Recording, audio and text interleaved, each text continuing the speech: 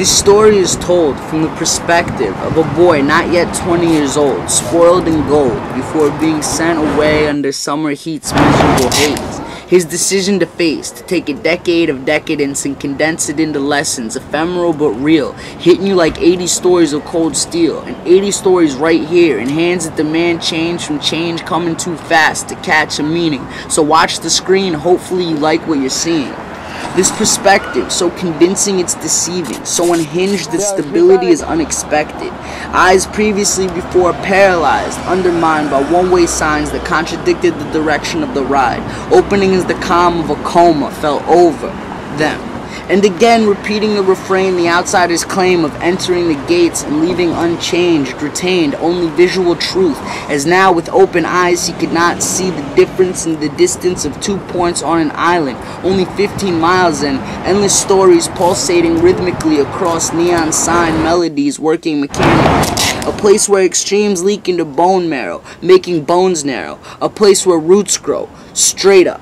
Banderas, banderas, Nueva York por dentro y fuera. Walk a tight rope that's so strained in the stench of smoke and chlorine bleach soap. 4 in the morning when knees won't go, when ether blows through basement windows, tickling an old pitbull's nose, and clockers on the avenues froze. But that's the shit double-deckers don't show. No city loop past Columbia's grasp, but developers want to change all that. A culture shock so beneficent, giving ignorance-chilled wedding rings, making it so refreshing to see people hating one another for being people, not their race, creed, or color. Walk a tightrope on the masts of ships' flags, swim or take the express back and transfer at 96 across the track. Banderas, banderas, Nueva York por dentro y fuera. Scream so loud because no one can hear ya. La tierra so hot, glass melts into Hudson River rocks. Barrios so forgot you can't find them on a taxi map. Apparently 143 didn't exist, just a myth until gritty Alphabet City got clean and realty manipulated reality so callously Abercrombie Blonde started taking the one up that far. Banderas, banderas, scream so loud because no one can hear ya. Larynx so jagged they call it an accent. Back so tatted with the wisdom of an abbot. Strains so long even the newborns are battered. And cradle too big for a father that's absent, too busy reaching for his wallet. And if 50 shots isn't excessive, I don't know what to call it. Banderas, banderas, Nueva York por dentro y fuera. I relate to a distant place by being one and the same with the family that shares no name. Every land claimed, fragmented into half irrelevant states, trying to return to homes that have long ago burned.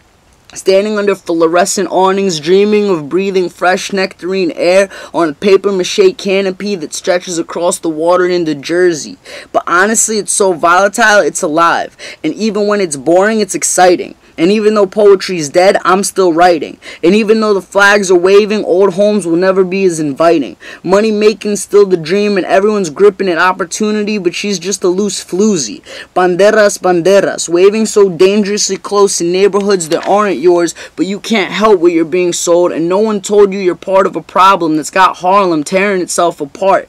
Nueva York por dentro y fuera. Midtown got no soul. The heat in Hell's Kitchen got cold like the floors of pre-war stairs, while acid rain falls between fire escape grates with chipped paint like crystals of sweet sugar cane.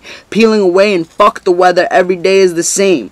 I used to hop off the train, catch quick looks like bubblegum pops, loud enough to force you to stop, but don't dare cause I'm not supposed to be here.